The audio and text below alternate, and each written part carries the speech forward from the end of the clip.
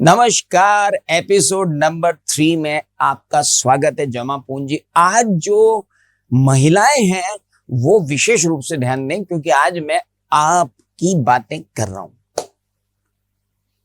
आपके पास मान लीजिए कि 2.5 लाख रुपए और आप उससे लेने जा रही हैं आभूषण। आपके पास 3 विकल्प है।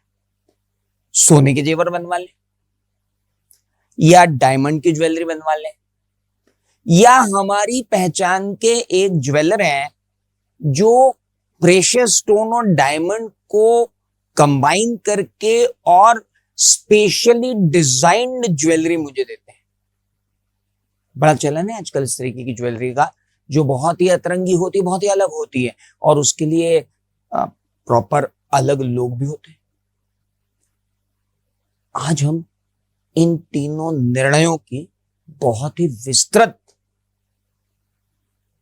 विश्लेषण करेंगे, ताकि हमको यह समझ में आए कि इस तरीके के निर्णय लेते समय हमें किन बातों का ध्यान रखना चाहिए। एक कंप्लीट एनालिसिस कि हम 2.5 लाख रुपए का हार खरीद रहे हैं खाली सोने का, या फिर हम सर्टिफाइड डायमंड वाला हार खरीद रहे हैं, या फिर हम अनसर्टिफाइड डायमंड वाला हार खरीद रहे हैं क्योंकि वो हमारे भैया हैं जो हमको बना के देते हैं।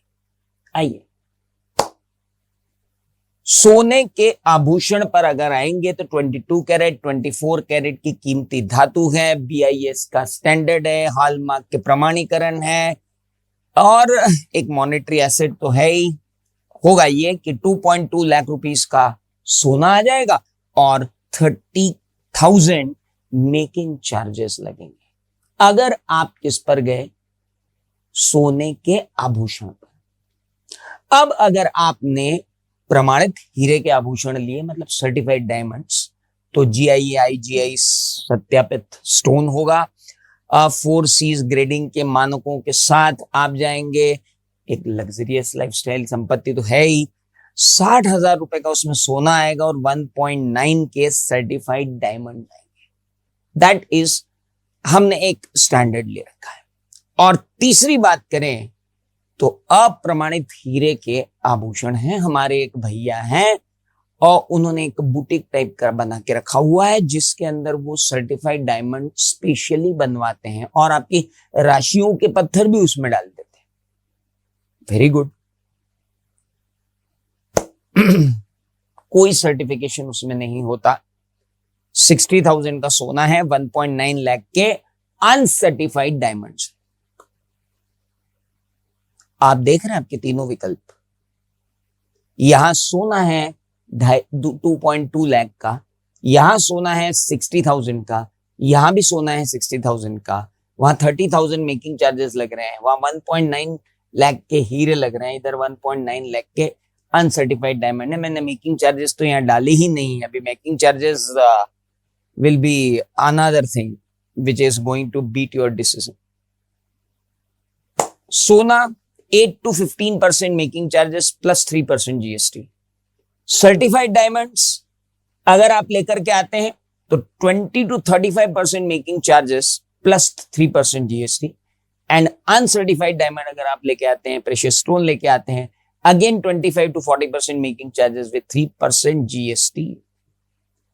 नाउ सबसे इंपॉर्टेंट बात, अनसर्टिफाइड डायमंड्स पे मेकिंग चार्जेस बहुत ज्यादा लगते हैं। Why? Because they just want to determine the price. मैं ये नहीं कह रहा हूं कि सभी ज्वेलर्स ऐसा करते हैं। मेरे इस पॉडकास्ट का इस बात से कोई लेना देना नहीं है कि सभी लोग ऐसा करते हैं, पर कुछ लोग, हर पेशे में कुछ लोग गड़बड़ करते हैं। लेकिन जो अनगवर्न्ड सेक्टर है, जिसके अंदर कोई नियम नहीं है, कोई मानक नहीं है, तो यस, अनसर्टिफाइड डायमंड पूरा भरोसे पे चलता है। अब आपका कितना भरोसा है वो आप जानिए। मुझे तो यहां पे आप सबको ये बताने की जरूरत है कि कितना भरोसा, अपनी जमा पूंजी दूसरे के भरोसे क्यों। आई नेक्स्ट, सोना हाईली रेगुलेटेड है, हीरा सेमी रेगुलेटेड है, और अनसर्टिफाइड डायमंड तो टोटली अनरेगुलेटेड है। वहां पर cut, clarity, colour, carat, 4C आप सर्टिफाई करते हो, GIEI, GIHRD पर प्रमाण पत्र आपको मिलते हैं। यहाँ कुछ नहीं है। वहां 22, 24 कैरेट पे हॉलमार्क, BIS मिलता है, MCX, it's all regulated by authorities. But the unregistered, uncertified diamonds are not at all advisable. 3 साल बाद अगर मैं वापस बेचने जाऊं तो सोने के गहने जो 2.5 लाख के थे वो कितने में बिकेंगे? 3 लाख के। 8 to 10% मेकिंग चार्जेस काटने के बाद 2.9 to 3 लाख रुपीस, और बहुत ही हाई लिक्विडिटी के साथ, और पूरे वर्ल्ड के अंदर आप इसको बेच सकते हो। कोई टेरिटोरियल रिस्ट्रिक्शन नहीं है, किसी दुकान का रिस्ट्रिक्शन नहीं है, कुछ नहीं। ऐसा नहीं होता कि हमारे यहां से सोना खरीदा तो हमारे यहां ही बेचना पड़ेगा। लेकिन डायमंड पे जाइए, मूल लागत का 30 to 40% केवल ब्रांड वाले जो हीरे हैं, ब्रांडेड तनिष्क है, तो वो अगर ब्रांडेड हीरे हैं तो वो खुद लेंगे, एंड मूल लागत का 30 to 40% आपको मिल पाएगा, यानी 0.9 से 1 लाख के करीब। यानी आपके हीरे याद करिए, वहां पर आपके हीरे कितने के थे? Look at this. वहां पर आपके हीरे थे 1.9 लाख के, उसकी बजाय आपको यहां मिल रहे हैं कितने? ओनली 1 लाख। और अगर मैं बात करूं अनसर्टिफाइड डायमंड्स की, तो भाई वही दुकान वाला वापस लेगा, कोई और लेगा नहीं। कुछ मामलों में ये देखा गया है कि 20 to 30% भी लागत की मिल जाए तो बहुत बड़ी बात है। कुछ मामलों में देखा गया है, जैसा कल वाले एपिसोड में मैंने बताया था कि ICICI का एक म्यूचुअल फंड 32% भी दे गया। तो मैं तो सारे मामले लूंगा ना, मैं जनरल क्यों लूंगा?